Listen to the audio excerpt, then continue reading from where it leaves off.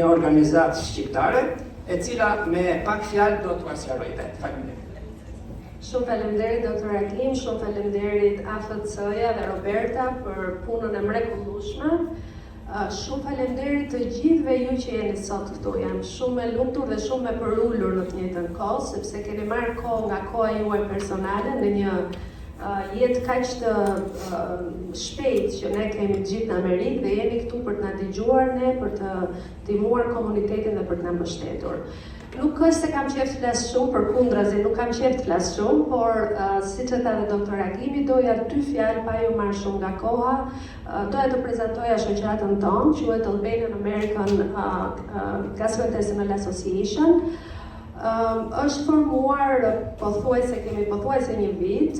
Jemi një grup gastroenterologësh shqiptaro-amerikan. Shumë nga ne kanë mbaruar fakultetin e mjekësisë në Shqipëri, shumë nga ne kanë përfunduar gjithë studimet mjekësore në Shtetet e Bashkuara të Amerikës, disa prej nesh kanë ardhur shumë të vegjël, dhe unë personalisht që kam mbaruar fakultetin e mjekësisë në Shqipëri, u befasova dhe pata një entuziazëm të jashtëzakonshëm kur pash që këta të rinj që ndonse kanë ardhur këtu shumë të vegjël, kanë dëshirë që ne të grupohemi bashkë dhe të bëjmë gjëra për komunitetin. Dhe ky si një ide nisi krijimi i shoqatës, ne e krijuam dhe që prej krijimit kemi bërë shumë evente dhe në kuadër të këtyre eventeve jemi dhe sot këtu. Pse është e rëndësishme që të jemi bashkë, mendoj unë?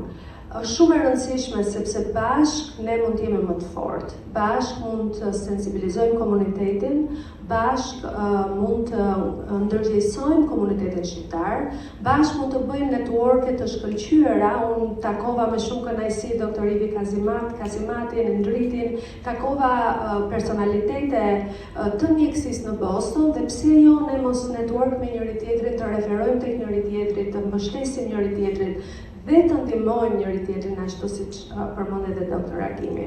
Jam dhe shumë e lumtur që këtu ka shumë student, pra ju falenderoj shumë studentëve që janë këtu. Nëse keni pyetje, nëse keni komente, ju lutem mos u nguroni që të na vini ta takoni mbas takimit. Faleminderit edhe një herë dhe ta fillojmë atëherë takimin.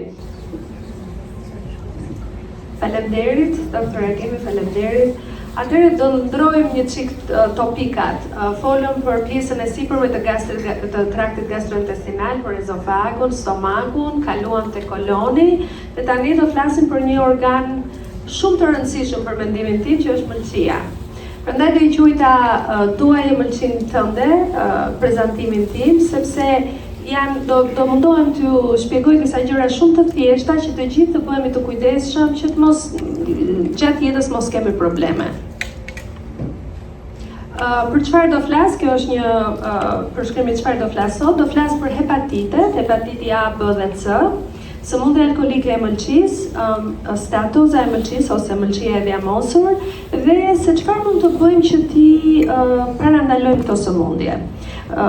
Sa për dini, hepatitet që prekin mëlçin, pra viruset që mund të prekin mëlçin, janë A, B, C, D dhe E, por unë do flas kryesisht për A, B, C, A, B dhe C, sepse janë dhe më të shpeshta. Tash çfarë ndodh? Mëlçia, siç e shikoni, është një organ shumë i rëndësishëm që gjendet në anën e djathtë të trupit tonë. Dhe është organ i rëndësishëm sepse bën detoksifikimin e shumë toksinave, plus krijon proteina shumë të rëndësishme për organizmin tonë. Siç e dimë, proteinat janë shumë të rëndësishme për trupin.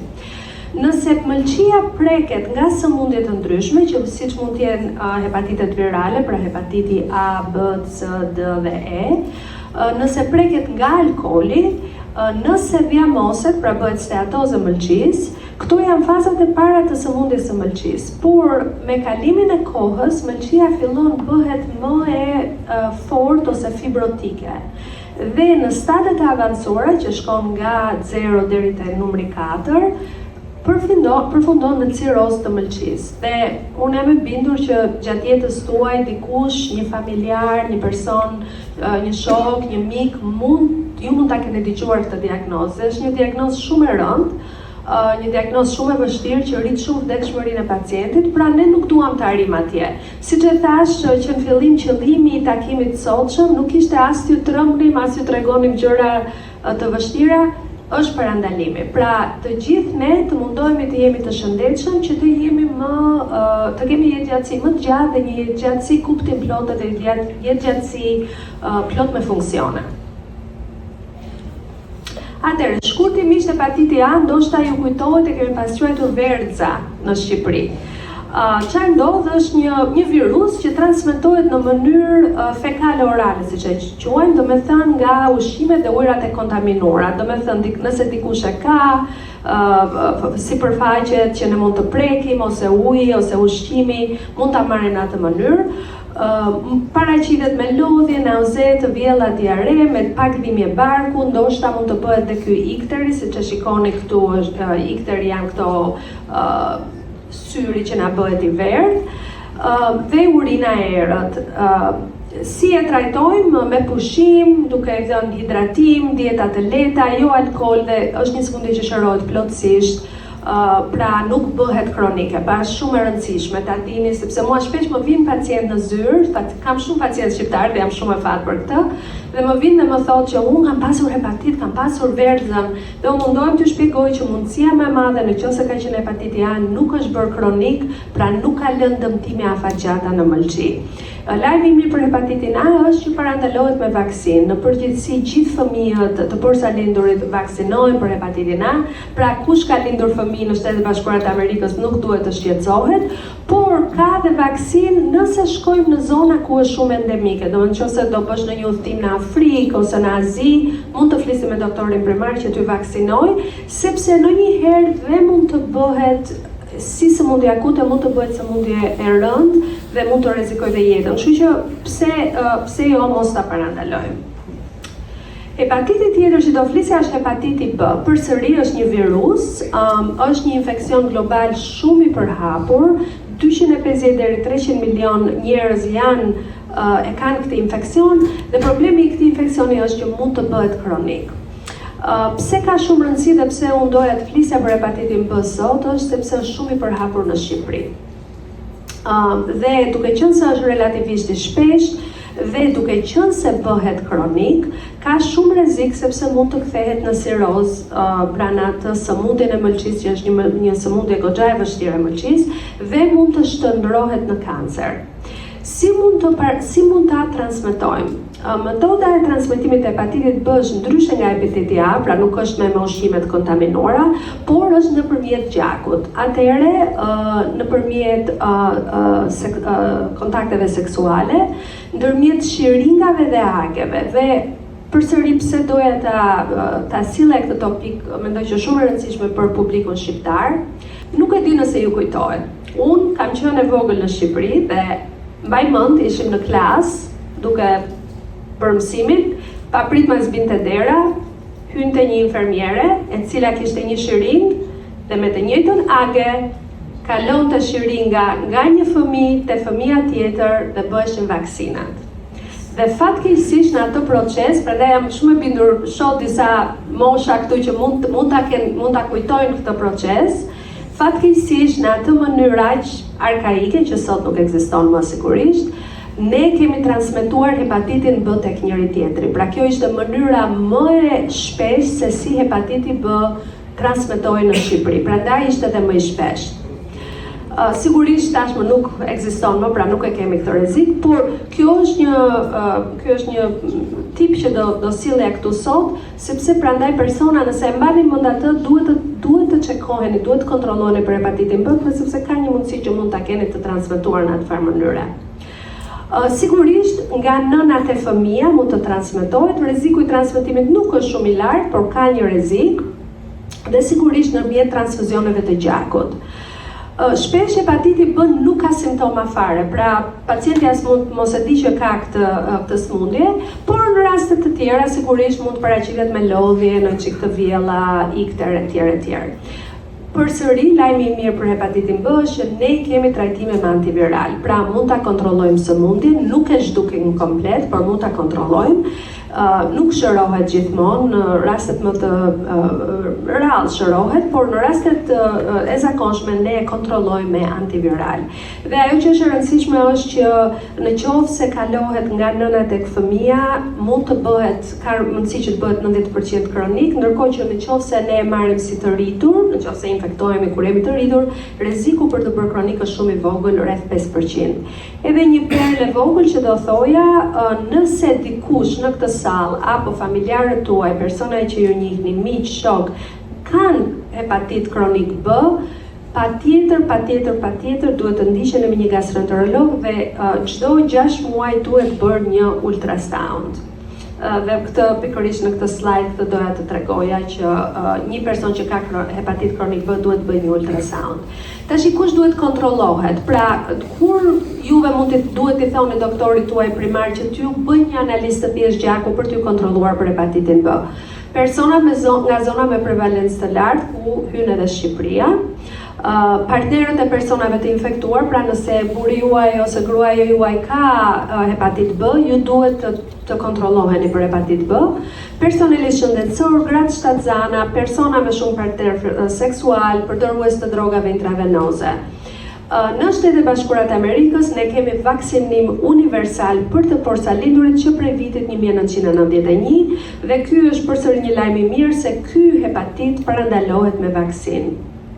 Dhe aktualisht në Shtetet Bashkuara të Amerikës të porsalindurit, fëmijët dhe adoleshentët dhe tashmë që prej vitit 2021, asu nuk e dija këtë fakt, të rriturit nga mosha 19 deri 59 vjeçare mund të vaksinohen për hepatitin B. Pra nëse keni dëshirë të vaksinoheni, mund të vaksinoheni nëse jeni në këtë grup mosh.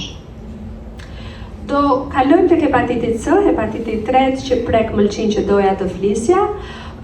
Jo aq shumë sa hepatiti B, por rreth 50-60 milion njerëz në botë janë të infektuar, shpesh mund të kalojë pa zbuluar për vite, transmetohet njësoj si hepatiti B, por kryesisht përmes gjakut, gjilpëra, transfuzione të vjetra, transmetimi seksual është më i pakët, dhe njëjta gjë si hepatiti B mund të jetë shpesh pas simptoma ose ndoshta me një lodhje të thjeshtë. Ne tashmë kemi medikamente të mrekullueshme për hepatitin C. 8 deri në 12 javë ne i trajtojmë dhe hepatitit C zhduket. Unë kur isha në trajnimet e mia, kishim medikamente për hepatitin C, po ishin të tmerrshme, efektet anësore ishin më të rënda se sa të kishe hepatitin C.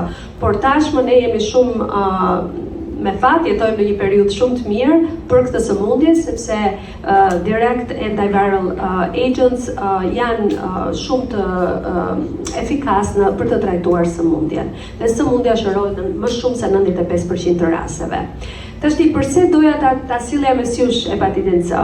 Për një arsye shumë të vlefshme, sepse baby boomers, pra personat që kanë lindur sidomos në Shtetet Bashkuara të Amerikës prej vitit 1945 deri në vitin 1965, 3 në 4 persona ka hepatit C. Pse? Sepse në atë periudhë gjaku nuk kontrollohej për hepatitin C. Pra, ata që bënin transfuzione gjaku kanë marrë hepatitin C, siç kemi marrë ne hepatitin B me një agje që shponim gjithë fëmijët. Në Amerikë, hepatiti C është transmetuar sepse gjaku nuk kontrollohej për hepatit C.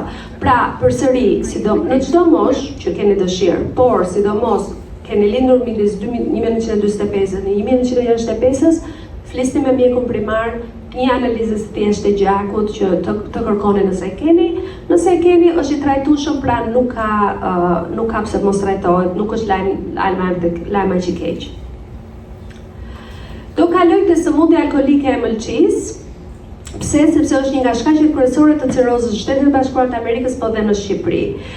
Siç ju tregova atë foto në fillim, çfarë ndodh kur mëlçia dëmtohet nga alkooli, në fillim bëhet steatoza hepatike, pra mëlçia bëhet e diamosur, më pas bëhet inflamacion aktiv dhe mund të përfundojë deri në cirozë, që është një sëmundje shumë e keqe. Pra, ka një spektër të sëmundjes, nga forma e kthyeshme në dëmtim të përhershëm. Pra, ky alkooli që duket kaq i bukur ke kjo foto, nuk është aq i mirë, se në raste të caktuara mund të jetë i dëmshëm. Kisha një pyetje për juve, në fakt. Ka ndonjëri në ide sa alkool është i rrezikshëm për mëlçin? Sa shumë duhet pim që ta dëmtoj mëlçin, ose sa pak duhet pim? Më pëlqen shumë. Patjetër. Atëherë për femra është më shumë se bara se 2 pije në ditë dhe për meshkuj më shumë se bara se 3 pije në ditë. Më falni, nuk e kam shenjën e barazimit. Por çfarë do thoya që është e rëndësishme, duhet të dim dhe sa është një pije alkolike.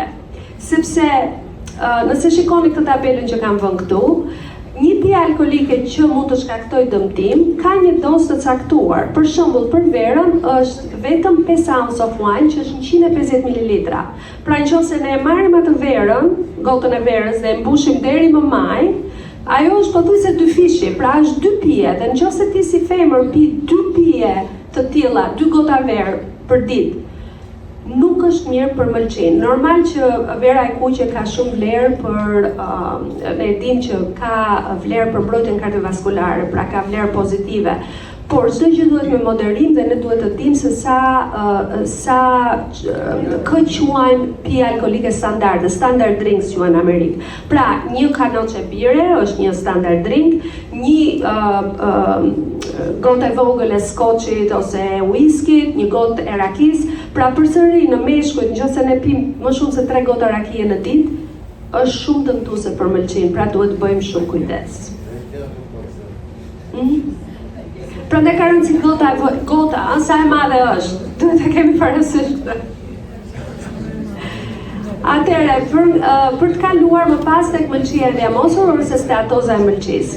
Çfarë është grumbullimi i yndyrës në mëlçi më shumë se 5% dhe është shkaku më i shpeshtë i diagnozave të reja të sëmundjes së mëlçisë në Shtetet e Bashkuara të Amerikës. Kush janë faktorët e rrezikut?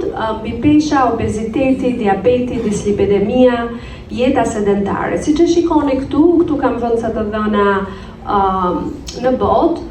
Është e tmerrshme, domethënë për mua si mjeke kjo është shumë alarmante. Nëse shikoni këto numrat, siç e shikoni, vetëm Europa perëndimore ka vetëm 25%, por vendet të tjera si Amerika 31% prevalencë, pra 1 në 3 persona ka mëlçi të diamosur.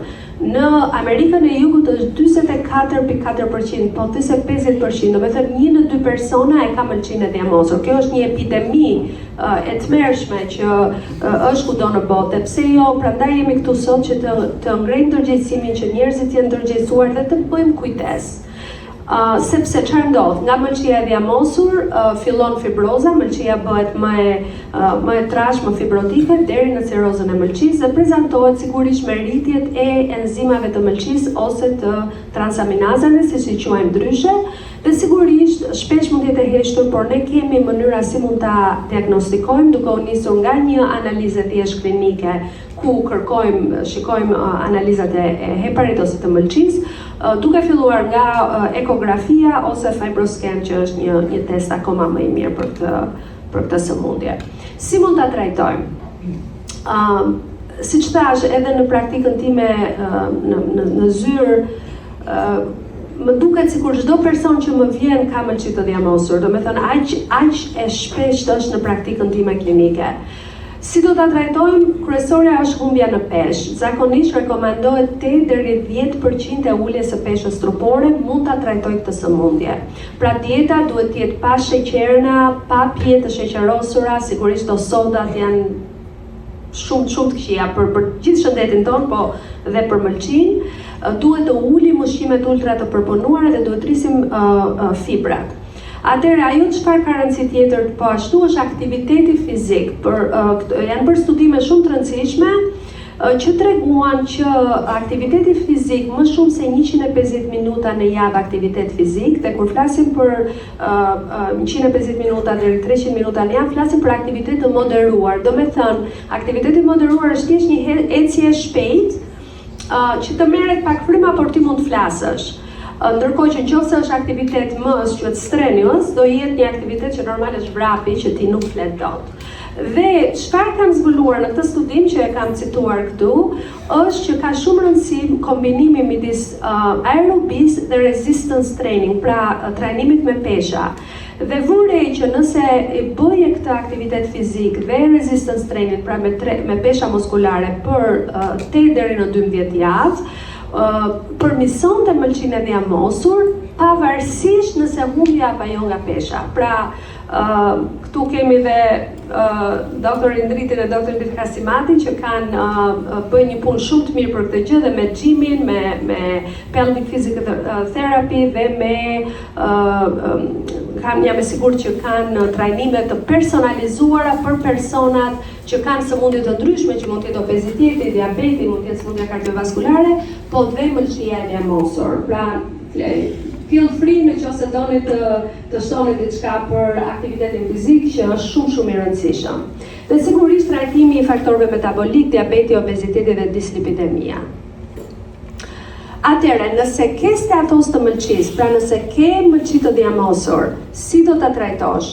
Alkooli, dakord, shmangje totale. Dhe ne e dim që alkooli ka shumë rëndësi edhe në kancere. Pra ne e dim që meqense këtu jemi në një aktivitet të AFC-s, alkooli në përgjithësi nuk është mirë për asnjë kancer në trup, po dhe për statozën e mëlçisë duhet ta shmangjim totalisht. Nëse dikush nuk ridot pak alkool, femra duhet të jenë më pak se 1 pije në ditë dhe meshkujt 2 pije në ditë.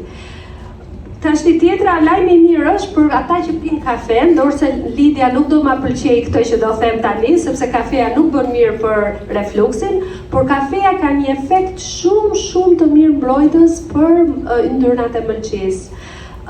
Pikërisht ka shumë studime, unë nuk dua të citoj gjithë studimet, por këtu solla një studim që vjen nga Anglia, ku 500.000 persona ju dha kafe, 2 deri 3 filxhan kafe në ditë, dhe u pa që nëse i pinin këto në krahasim me grupin e kontrollit që nuk pinte kafe, kishte 21% ulje rrezikut për sëmundjet kronike të mëlçisë, 20% ulje për mëlçinë e yndyrosur, fatty liver ose statozën e mëlçisë, dhe pothuajse 50% ulje të vdekshmërisë nga sëmundjet e mëlçisë.